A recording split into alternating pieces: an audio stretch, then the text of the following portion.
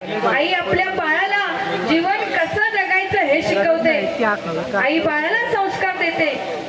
कारण आई म्हणजेच दारातील पवित्र तुळस आणि आई म्हणजेच वेदनेनंतरची बुवा पहिली आरोळी. कारण आपल्याला काय लागलं काय झालं तरी लगेच आपण काय बोलतो, आपल्या मुखात येणारा शब्द म्हणजे तो आई.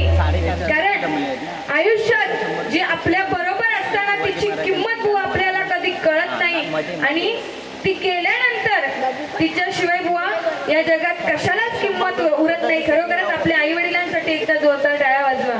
कारण त्या भगवंताला प्रत्येकाच्या घरात पोचता येत नाही म्हणून त्याने प्रत्येकाच्या घरात म्हणजे आ म्हणजे आत्मा आणि ई म्हणजे ईश्वर म्हणजे प्रत्येकाच्या घरात एक मांगल्याची मूर्ती म्हणजेच ती आई निर्माण केली.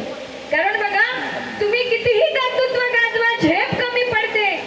तुम्ही कितीही कर्तृत्व गाजवा झेप कमी पडते. पण आईने कडेवर घेतल्यावरच आपली उंची वाढते.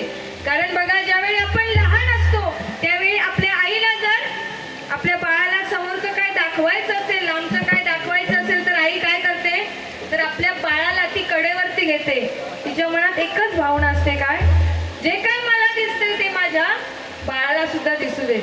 म्हणून त्यावेळी बुवा बाळाची उंची ही आईपेक्षा वाढलेली असते. म्हणून तुम्ही कितीही कर्तृत्व गाजवा झेप कमी पडते पण आईने कडेवर घेतल्यावरच आपली उंची वाढते.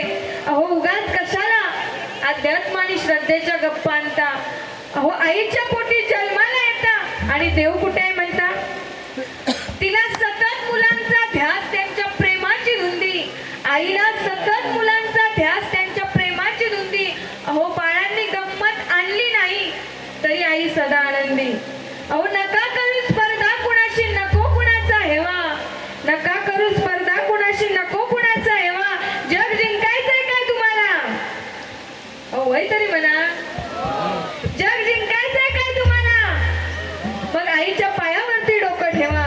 आईच्या पायावरती डोकं ठेवा. खरोखरच आपल्या आई वडिलांची सेवा करा. आई वडिलांचा आशीर्वाद घ्या. कारण 33 कोटी देव जरी आपल्या विरोधात राहिले तरी आपलं काही वाकडं होऊ शकत नाही. एवढी ताकद आपल्या आई वडिलांच्या आशीर्वादामध्ये आहे. या ठिकाणी रूपाचा घराचा अभंग सादर करते.